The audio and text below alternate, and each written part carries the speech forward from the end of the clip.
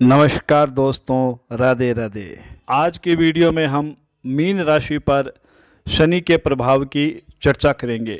Mean राशि पर शनि की साढ़े साती का दूसरा चरण 29 मार्च 2025 को प्रारंभ हो चुका है। अब शनिदेव सिर से धड़ पर आ चुके हैं।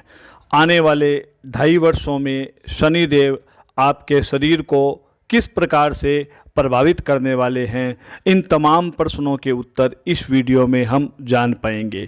पिछले 2.5 वर्षों में शनि आपके दिमाग को प्रभावित कर रहे थे।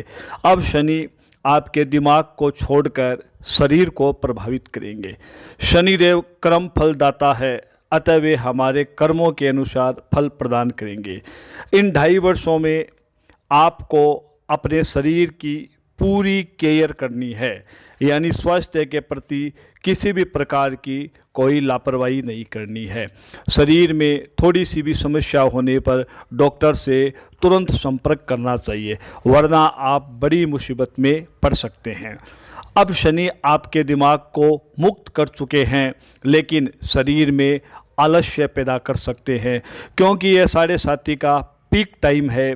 इस समय शनि की दृष्टि आपके कारोबार पर भी पड़ रही है, अतः आपके कारोबार में बदलाव की पूरी संभावना है।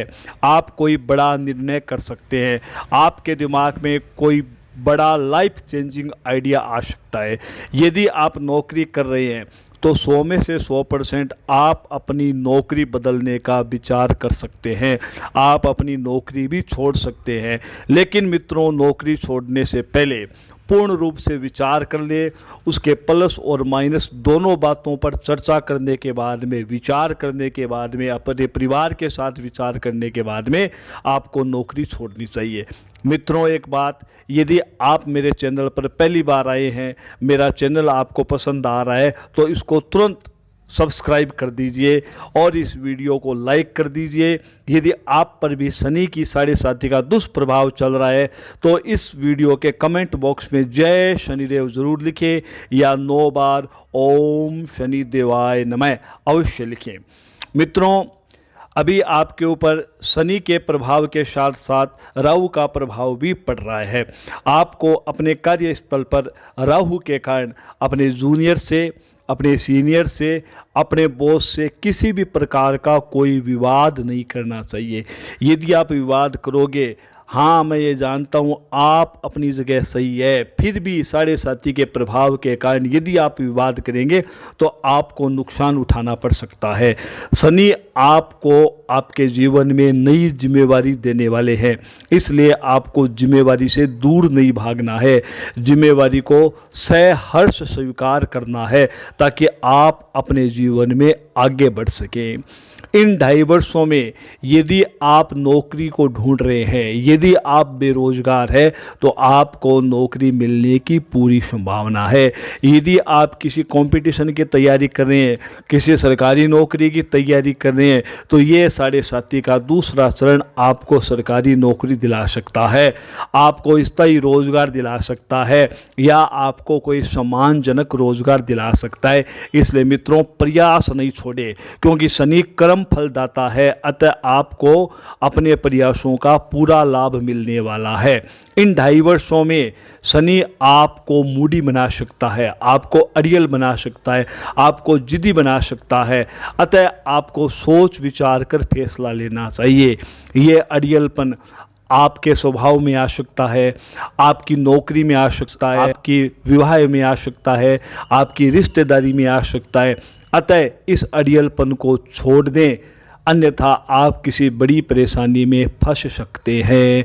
अतः अपने रिश्तेदारी में, अपने नातेदारी में, अपनी नौकरी में, अपने शादी विवाह के रिश्तों में अपना जिद्दीपन छोड़कर बातचीत करें तो आपको अवश्य लाभ मिलेगा। यानी शनि की दृष्टि आपके तीसरे घर पर पड़ रही है, इसके कारण आपको बहुत ज़्यादा सोच समझकर निर्णय लेने की आवश्यकता है, और ऐसा आप करेंगे क्योंकि शनि निर्णय लेने में विलंब करवाते हैं, लेट करवाते हैं।